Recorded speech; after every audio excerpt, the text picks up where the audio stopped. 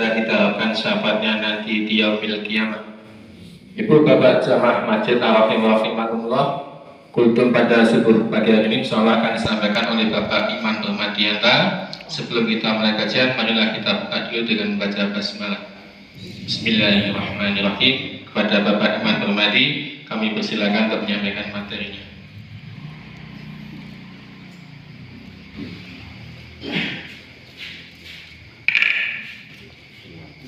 Assalamualaikum warahmatullahi wabarakatuh. Waalaikumsalam warahmatullahi wabarakatuh. Innal hamdalillah nahmaduhu wa nasta'inuhu wa nastaghfiruhu wa na'udzu billahi min shururi anfusina wa min sayyiati a'malina.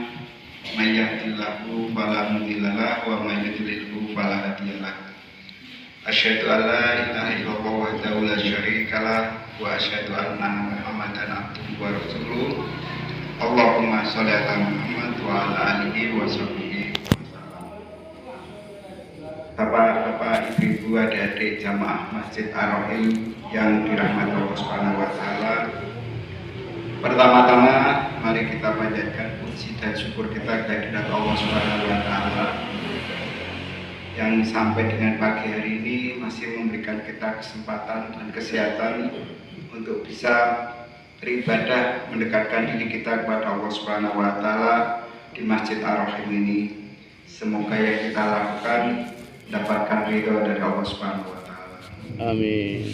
Bapak Ibu, saudara sekalian yang dirahmati Allah, seringkali kita mendengar bahwasanya ketika kita menghadapi berbagai macam masalah dalam kehidupan kita sehari-hari, ada masalah yang kadang-kadang datang tiba-tiba, ada yang masalah yang sudah bertumpuk sekian lama dan lain sebagainya. Banyak orang yang mencari inspirasi, entah itu ada yang pergi ke hutan, ada yang pergi ke goa, ada yang pergi ke gunung, ada yang pergi ke luar negeri, ada yang pergi kemana saja, atau menyepi dan lain sebagainya untuk mendapatkan inspirasi. Ada yang pegadaian. Kemana? Ke pegadaian. Ke pegadaian, gitu, dapat inspirasi. Menyelesaikan masalah tanpa masalah, tambah masalah apa banget nih. Nah, di antara masalah adalah bertambahnya hutang ya. Tapi sebenarnya hutang itu bisa dikelola, bisa di-manage dengan baik. Kalau saya belajar dari Pak Purwo itu, Pak Purwo kalau orang punya hutang itu idealnya seperti apa?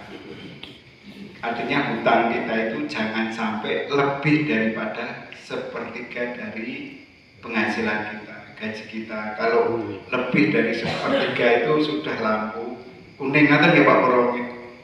Ya.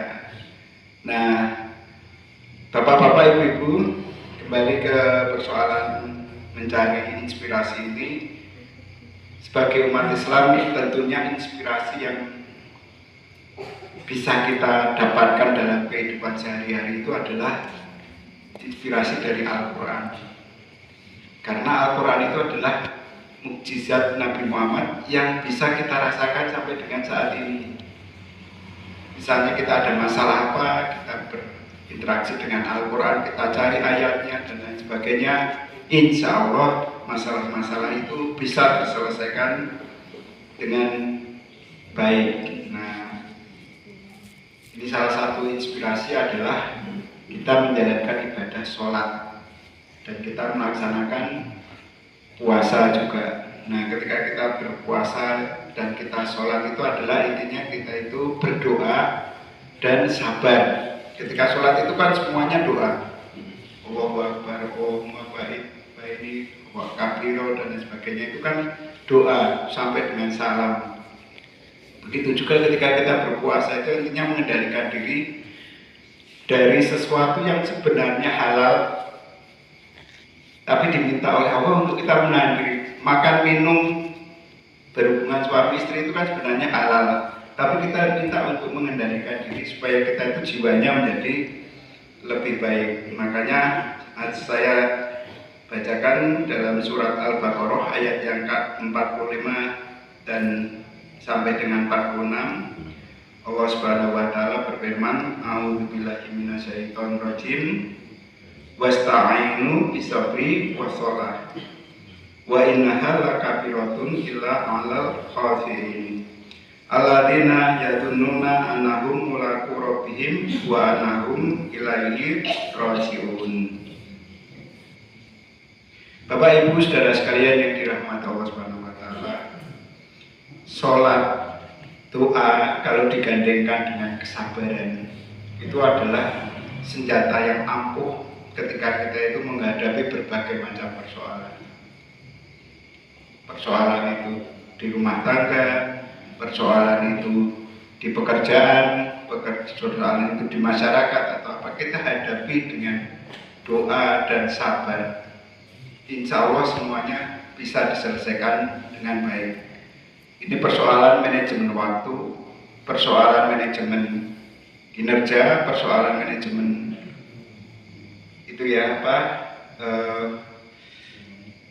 keuangan dan lain sebagainya. Itu sebenarnya butuh kesabaran dan butuh doa yang mustajab. Nah, dan itu merupakan sumber keberhasilan kita ketika kita menghadapi persoalan kehidupan. Bapak-bapak, coba kita renungkan ketika kita rukuk di dalam sholat kita, itu intinya adalah kita itu mensucikan dan memuji Allah Subhanahu wa taala. Ketika kita rukuk, kita membaca subhanaka Allahumma rabbana wa bihamdika Allahumma gfirli, Maha suci Allah, dan seterusnya itu ya. Mohon ampunilah kami. Ketika kita sujud itu kita bisa merasakan betapa dekatnya kita dengan Allah Subhanahu wa taala. Kita bisa mengadu di sana, kita bisa berkeluh kesah, berharap, meminta dan berdoa kepada Allah Subhanahu wa taala atas segala persoalan kita. Dan Allah insya Allah pasti akan mendengarkan setiap doa kita apabila sujud dan rukuk kita itu kita renungkan, kita hayati dengan mendalam secara khusyuk. Insya Allah Allah Subhanahu wa taala mengabulkan setiap persoalan kita bisa terselesaikan dengan baik.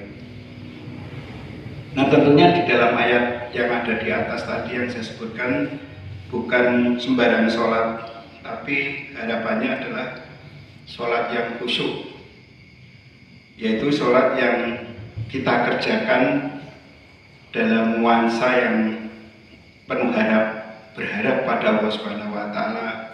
Sholat kita ini diridhoi, kemudian ada rasa cemas juga. Jangan sampai sholat kita itu tidak dinilai oleh Allah Subhanahu wa taala. Ada cinta disertai dengan takbir yang sempurna, Allahu Akbar. Paling tidak mengingatkan kita ketika kita mendengarkan suara adzan, entah itu dari Pak Bowo, entah itu dari Pak Pre, entah itu dari Pak Iwan, siapapun, Allahu Akbar sampai 4 kali. Allahu Akbar sampai 4 kali, itu artinya kita harus mengagungkan Allah Subhanahu wa taala. Ketika adzan itu bukan hanya sekedar panggilan untuk waktu sholat, tapi adzan itu adalah mengingatkan kita untuk semakin dekat kepada Allah Subhanahu wa taala. Nah, maka ketika kita mendengarkan itu dan ketika kita sholat itu hendaklah kita juga melantunkan ayat-ayat suci dengan diusahakan sejauh mungkin bisa tartil. Kemudian kita bisa rukuk dengan tawadhu, sujud dengan diliputi kerendahan hati dan keikhlasan.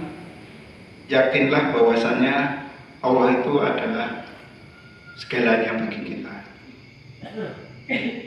Makanya ketika kita membaca tahiyat itu ada asyhadu alla ilaha illallah, itu syahadat ya. Ketika kita mengucapkan la ilaha illallah itu kan kalimat tauhid. Kalimat tauhid itu la ilaha illallah. Ada yang pertama adalah meniadakan, tidak ada Tuhan. kemudian harus disertai dengan kecuali Allah Subhanahu, kemudian memutuskan, menetapkan hanya Allah Subhanahu wa Ta'ala pilihan kita. Jadi tidak boleh kalau ketika kita seorang muslim, seorang mukmin, kita ada Tuhan-Tuhan lain selain Allah. La ilaha illallah, tidak ada Tuhan selain Allah. Ketika kita bersyahadat, makanya telunjuk kita acungkan itu tujuannya adalah supaya mengingatkan kita bahwasanya Allah Subhanahu wa Ta'ala itu segalanya bagi kita. Dan mudah-mudahan ketika kita senantiasa ingat kepada Allah Subhanahu wa Ta'ala, Allah membalas dengan sesuatu yang lebih baik, sesuatu yang lebih banyak. Seringkali kita ingatkan khususnya kepada diri saya sendiri, kalau kita ingin mendapatkan surganya Allah Subhanahu wa Ta'ala, nggak tanggung-tanggung gitu ya Pak Yen. Makanya ada pengajian namanya Al-Firdaus. Firdaus itu surga yang tertinggi, surga yang paling dekat dengan arasnya Allah Subhanahu wa Ta'ala. Jadi kalau jamaah arwah kita semuanya nanti ketemu di Al-Firdausnya Allah Subhanahu wa Ta'ala, alangkah bahagianya. Amin. Syukur-syukur bisa mendapatkan Al-Firdaus tanpa harus disap, rasa dadak itu langsung mlebu, enak banget. Ada jalur khusus gitu ya Pak Purwo. Iya. Khusus jalurnya. Nah, ini mudah-mudahan seperti itu. Nah, itu butuh sholat dan sabar. Nah, tentu saja sabar ini banyak hal. Kalau kita akan bahas masalah sabar akan cukup panjang. Saya kira bapak-bapak, ibu-ibu nanti akan mendapatkan banyak ilmu dari ketika bapak-bapak, ibu-ibu itu rajin untuk melaksanakan ibadah di Masjid Ar-Rahim ini, mulai dari kuliah menjelang takjil, kemudian taraweh, kemudian ada subuh, atau mungkin kalau kurang ya mengikuti jejaknya Pak Z, Pak Oto, bapak-bapak itu ke masjid-masjid kemana-mana, itu masih banyak ilmu-ilmu yang banyak gitu ya Pak Z ya. Mudah-mudahan kita bisa menjadi hamba-hamba Allah yang soleh dan solehah. Amin. Mohon maaf apabila dalam penyampaian kurang berkenan. Wabillahi taufiq wal hidayah. Wassalamualaikum warahmatullahi wabarakatuh. Waalaikumsalam warahmatullahi wabarakatuh.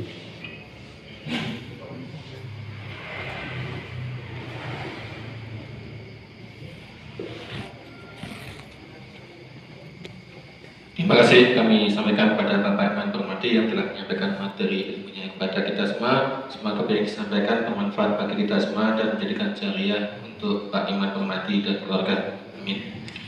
Marilah kita tutup kajian pada pagi hari ini dengan membaca hamdalah. Alhamdulillahirabbil alamin. Kurang lebihnya dari kami mohon maaf.